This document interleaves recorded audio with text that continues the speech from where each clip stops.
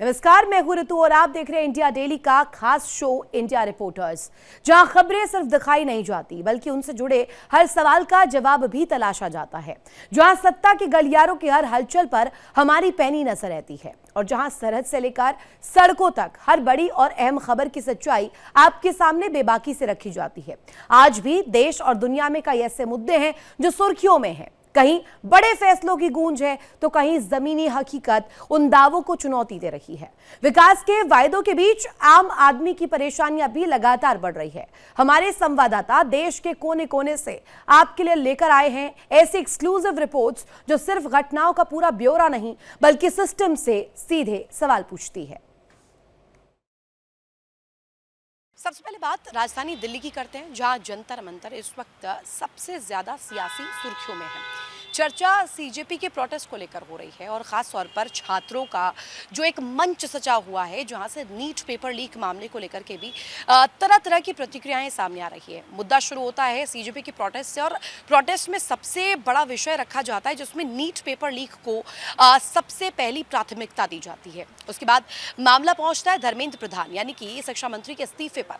इस्तीफे तक तो बात ठीक थी, लेकिन इसके बाद ये धार्मिक एंगल तक शुरू हो जाता है और इसी को लेकर के पूरी रूपरेखा जो है सियासी रूप में तैयार हो रही है। खासतौर पर अगर बात करें सीजेपी के इस प्रोटेस्ट को लेकर के, तो अब जो प्रतिक्रियाएं हैं वो पूरी तरीके से इसका ग्राउंड तैयार कर रही है।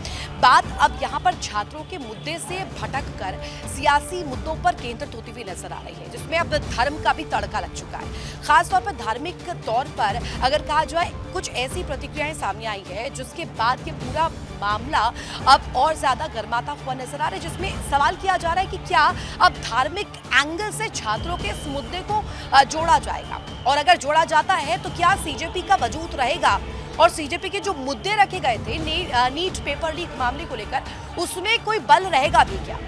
दूसरा माजरा आपको बता दें उन प्रतिक्रियाओं से शुरू होता है जो कि दिए गए हैं। खास तौर पर सबसे पहले कोट करना चाहेंगे इंडियन कॉमेडियन, जो कि अपनी निम्न स्तर की प्रतिक्रिया को लेकर के सबसे ज्यादा सुर्खियों में रहे हैं। नाम है कुणाल कामरा, जिन्होंने सीधे तौर पर यहाँ प्रभु श्री राम के लिए एक ऐसी टिप्पणी की जो कि सियासी सुर्खियों में रही है। कुणाल कामरा सीता मैया को प्रभु श्री राम की पत्नी ना बोल करके उनको इस तरीके से यहाँ पर इंडिकेट करते हुए नजर आए। उन्होंने प्रभु श्री राम को सीधे सीधे प्रभु श्री राम ना कहकर सीता जी का पति बताया। यानी कि आप देखिए इस तरीके की टिप्पणी जो कि अपने आप में बहुत आहत कर देने वाली है, और एक ऐसे मंच पर जहाँ पर ऑलरेडी इस तरीके का ऊहो-पोह का जो स्थिति है वो बनी हुई है, उस दौरान इस तरीके की प्रतिक्रिया और ज्यादा इसमें आग में घी डालने का काम कर रही है।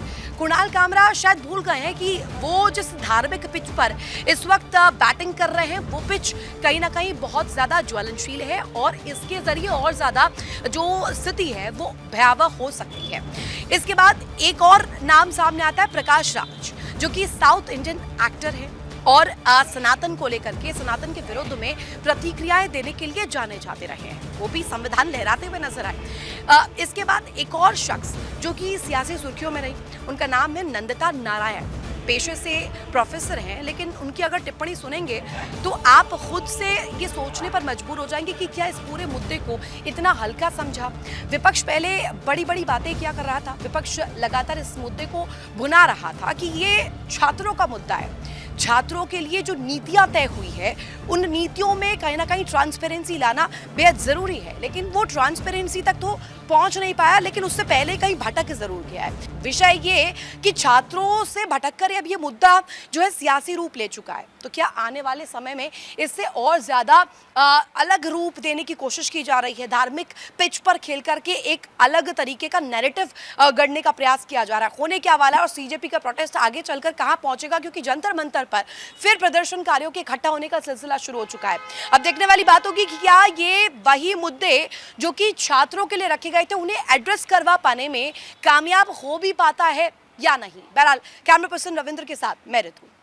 सोमवार को दिल्ली के जंतर मंतर पर कॉकरोच जनता पार्टी के समर्थक और दिल्ली पुलिस के बीच झड़प हुई। इस झड़प में दर्जनों लोग घायल हुए, जिसमें से 65 लोग और जो छात्र और प्रदर्शनकारी थे उन्हें आरएमएल अस्पताल में भर्ती कराया, जहां पर उनका इलाज चल रहा है। हालांकि अगर बात की जाए पुलिस कर्मियों की, तो इस झड़प में तकरीबन 100 से ज्यादा पुलिसकर्मियों को भी गंभीर चोटें आई हैं, जिसमें आईपीएस और तमाम एडिशनल कमिश्नर और जॉइंट कमिश्नर के लेवल के अधिकारी भी शामिल हैं। मंगलवार की अगर बात की जाए, यानी आज की, तो मंगलवार को आम आदमी पार्टी के संयोजक अरविंद केजरीवाल, कांग्रेस के राहुल गांधी और बीजेपी के जेपी नड्डा आरएमएल अस्पताल पहुंचे और अस्पताल पहुंचने के बाद उन्होंने यहां पे भर्ती हुए प्रदर्शनकारी और छात्रों का हालचाल जाना, उनसे बातचीत की। तकरीबन 15 से 20 मिनट की देरी तक लोग यहां पर रुके। राहुल गांधी यहां पर रुके, आरएमएल अस्पताल रुके, अरविंद केजरीवाल भी 10 से 15 मिनट यहां पे पहुंचे। और बात की जाए अगर जेपी नड्डा की, तो जेपी नड्डा भी अस्पताल पहुंचे और उन्होंने तमाम घायल जो छात्र और प्रदर्शनकारी थे उनका हालचाल जाना। इसके अलावा अगर बात की जाए तो अरविंद केजरीवाल ने जो कुछ सोमवार को दिल्ली के जंतर मंतर, या ये कहा जाए नई दिल्ली इलाके में हुआ था, जिसमें कॉन्स्टिट्यूशनल क्लब के पास का इलाका बात कर ली जाए, अशोका रोड की बात कर ली जाए, संसद मार्ग की बात कर ली जाए, जंतर मंतर की बात कर ली जाए, या संसद भवन के पास की बात कर ली जाए, तमाम जगह जो पथराव और जो लाठीचार्ज हुआ उसकी कड़ी आलोचना की। साफ तौर पे अरविंद केजरीवाल ने आरोप लगाया कि जो दिल्ली पुलिस कर्मी हैं उनका बर्बर रूप सोमवार को देखने को मिला और उन्होंने मासूम छात्रों पर लाठीचार्ज किया, जिसके चलते ही तकरीबन 65 छात्र और प्रदर्शनकारी घायल हुए, जिन्हें आरएमएल अस्पताल में भर्ती कराया। तो वहीं अगर बात की जाए राहुल गांधी की, तो राहुल गांधी ने साफ तौर पे जब वो यहाँ पे आरएमएल अस्पताल में जो भर्ती जो लोग थे, जो प्रदर्शनकारी थे, जो घायल छात्र थे, उनसे जब मुलाकात की, तो मुलाकात करने के बाद राहुल गांधी ने साफ तौर पे कहा कि नीट परीक्षा का जो पेपर लीक हुआ था उसके चलते ही ये नौबत आई कि छात्रों को सड़क पे उतरना पड़ा और ये आंदोलन करना पड़ा। आंदोलन के चलते छात्रों ने कई मांगों को जो केंद्र सरकार के सामने रखा, लेकिन केंद्र सरकार ने छात्रों की मांगों को मानने की बजाय इस तरीके का रवैया छात्रों के प्रति अपनाया। ऐसा आरोप राहुल गांधी के द्वारा लगाया गया केंद्र सरकार पे। फिलहाल तमाम चीज़ें जो है वो इन्वेस्टिगेशन में है, पुलिस अपनी इन्वेस्टिगेशन कर रही है, तमाम चीज़ों को इन्वेस्टिगेट किया जा रहा है। ये भी देखा जा रहा है कि इस आंदोलन में क्या सिर्फ छात्र इन्वॉल्व थे या फिर बाहरी शख्सों ने या असामाजिक तत्वों ने इस जो आंदोलन के अंदर घुसकर इस पूरे आंदोलन को एक जो है वो हिंसात्मक आंदोलन में तब्दील कर दिया। तमाम चीज़ें इन्वेस्टिगेशन की है, आरोप प्रत्यारोप की राजनीति लगातार चल रही है, लेकिन अभी देखने वाली बात यह होगी कि आने वाले समय में आखिर किस तरफ ये पूरी जांच का जो मोड़ है वो मुड़ेगा और क्या चीज़ें निकल के सामने आएंगी। वीडियो जर्नलिस्ट मृत्युंजय के साथ रजनीश शर्मा, इंडिया डेली, दिल्ली। खबर आ रही है सिक्किम के नामची जिले से, जहां पर एक निर्माणाधीन सुरंग हादसे का शिकार हो जाती है। दरअसल यहाँ पर भूस्खलन हो जाता है, जिस तरह की खबरें सामने आ रही हैं। कहा यह जा रहा है कि यहाँ पर अंदर मजदूर फंसे हुए हैं। अब तक कुछ मजदूरों को निकाला गया है, तकरीबन 10 मजदूरों की मौत हो चुकी है, कुछ घायल अवस्था में बने हुए हैं। कहा यह भी जा रहा है कि काफी लंबे समय से यहाँ पर इस टनल का निर्माण हो रहा था और ये एक हाइड्रो इलेक्ट्रिक प्रोजेक्ट है और काफी लंबे समय से जब इसका निर्माण यहाँ पर किया जा रहा था तो कुछ दिक्कतें उस वक्त भी सामने आ रही थी, लेकिन जैसे ही इस टनल का यहाँ पर काम शुरू होता है, अचानक से भूस्खलन आता है और जो मुख्य मार्ग होता है इस टनल की एंट्री का, वो बाधित हो जाता है, रुक जाता है, जिसके चलते कई मजदूर अंदर फंस जाते हैं। बताया जा रहा है कि तकरीबन 10 मजदूरों की मौत यहाँ पर हो गई है। रेस्क्यू ऑपरेशन चल रहा है, लेकिन अभी तक ये अंदाजा लगा पाना मुश्किल है कि अंदर कितने मजदूर फंसे हो सकते हैं। लगातार बारिश के बीच अचानक भूस्खलन हुआ है, जिससे कि सुरंग का प्रवेश द्वार मलबे से बंद हो गया और इसके साथ ही सुरंग के भीतर गैस रिसाव की आशंका भी जताई गई है। गैस और मलबे के कारण अंदर फंसे मजदूरों तक पहुंचना बेहद मुश्किल हो गया है। दरअसल इसमें सबसे बड़ी उलझन क्या है ये भी आपको बताते हैं। इस पूरे ऑपरेशन की सबसे बड़ी चुनौती यही है कि सुरंग के अंदर वास्तव में कितने मजदूर मौजूद थे। शुरुआती जानकारी में 27 मजदूरों के फंसे होने की बात सामने आई थी, लेकिन बाद में प्रशासन और एनडीआरएफ ने साफ कह दिया कि ये संख्या बदल भी सकती है, क्योंकि उपस्थिति का रिकॉर्ड पूरी तरह स्पष्ट नहीं है। यानी रेस्क्यू टीम को ये भी नहीं पता कि आखिर उन्हें कितने लोगों की तलाश करनी है। फिलहाल पूरे देश की नज़र इस रेस्क्यू ऑपरेशन पर टिकी हुई है क्योंकि लगातार ये रेस्क्यू ऑपरेशन बहुत ज़्यादा मुश्किल भरा साबित हो रहा है। मौसम वहाँ का ठीक नहीं है और लगातार यहाँ पर बारिश हो रही है जिसके चलते रेस्क्यू में काफ़ी दिक्कतें आ रही हैं। कहा यह भी जा रहा है कि जब इस सुरंग को लेकर काम चल रहा था, क्या उस वक्त सेफ्टी मेजर्स पूरी तरह से पालन नहीं किए जा रहे थे? क्या यहाँ पर लापरवाही बरती गई है? जो मजदूर अंदर फंसे हुए थे उन्हें किस तरह से निकाला गया? क्या जब वो अंदर काम कर रहे थे तो उनके साथ कुछ भी ऐसा सेफ्टी मेजर नहीं था जो कि वो साथ लेकर अंदर गए हों और उसी के साथ उन्होंने काम किया हो? ऐसे में सवाल उठने लगे हैं इस तरह के मजदूरों की सुरक्षा को लेकर।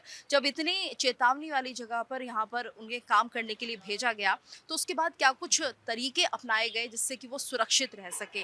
क्योंकि अभी भी रेस्क्यू को लेकर सवाल उठ रहे हैं, कब तक रेस्क्यू ऑपरेशन शुरू होगा, क्योंकि मौसम एक बड़ी बाधा ऐसे रेस्क्यू ऑपरेशंस में बन जाता है।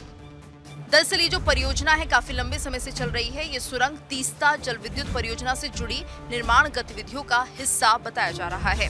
हिमालयी इलाकों में बनने वाले ऐसी परियोजनाएं देश के ऊर्जा और बुनियादी ढांचे के लिए महत्वपूर्ण मानी जाती हैं। लेकिन भूस्खलन, भूगर्भीय अस्थिरता और मौसम जैसी चुनौतियां हमेशा बनी रहती हैं।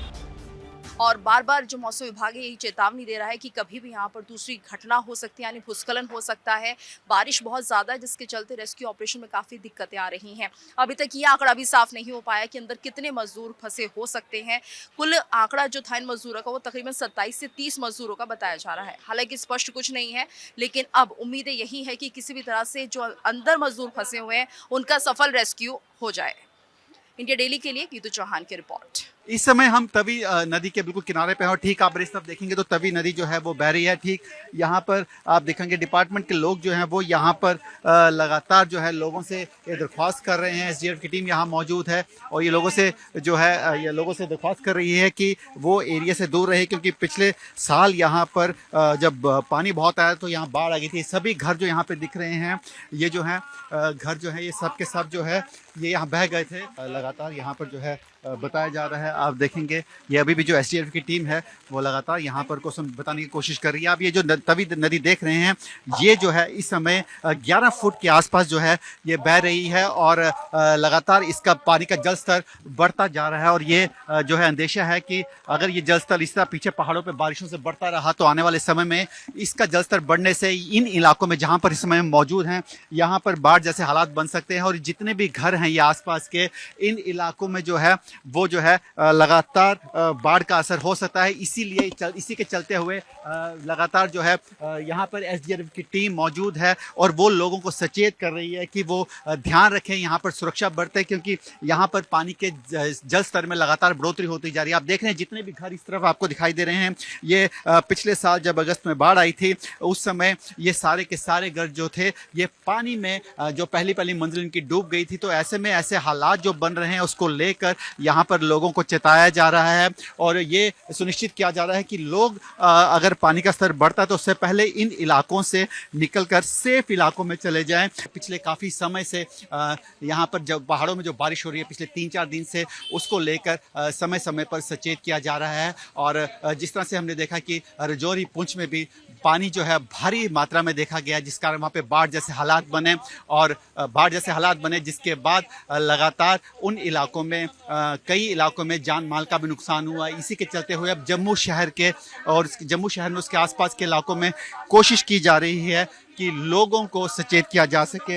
ये नदी तवी नदी है, ये वही नदी है जो लगातार इन इलाकों में बाढ़ जैसे हालात पैदा करने की क्षमता रखती है। कई बार ऐसा देखा गया है कि तवी नदी का जो पानी का जल स्तर है वो लगातार जो है वो बहुत जल्दी से एकदम से बढ़ता है और 2-3 घंटे में ही जल स्तर इतना बढ़ जाता है कि जल स्तर इतना ज़्यादा बढ़ जाता है कि कभी भी आसार जो है वो बाढ़ जैसे बन सकते हैं। यहाँ पर हमारे साथ इनके अधिकारी मौजूद हैं। सर, क्या लोगों को चेतावनी दी जा रही है यहाँ पर?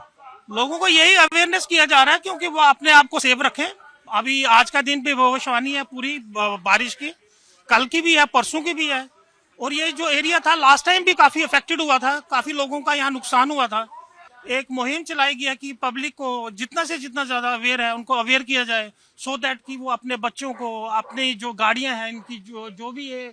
समटाइम्स हमने देखा कि लास्ट टाइम भी हमने 2-3 दिन पहले 3 बच्चों को रेस्क्यू किया था परखू में कि यहाँ पे ना आए, इसके लो लाइंग एरिया से दूर रहें पानी का बहाव बढ़ सकता है, पानी कभी इंडिकेशन देके आएगा नहीं, वो एट वंस आएगा, तो प्रिकॉशंस वो लें और एसडीआरएफ उनके साथ है, जब भी जरूरत पड़ेगी तो एसडीआरएफ उनकी हेल्प के लिए। बहुत शुक्रिया से बात में तो देख सकते हैं कि कोशिश एसडीआरएफ की यही है कि लोगों को ज्यादा से ज्यादा समय सचेत किया जा सके ताकि किसी भी ऐसी घटना को दोबारा से ना होने दिया जाए जो पिछले साल जो है वो बरसात के कारण हुई थी, और यही कोशिश लगातार की जा रही है क्योंकि बारिश के चलते हुए आने वाले 2 से 3 दिन की भी चेतावनी भारी है। कहां से बोल इंडिया 24/7 के लिए जम्मू से।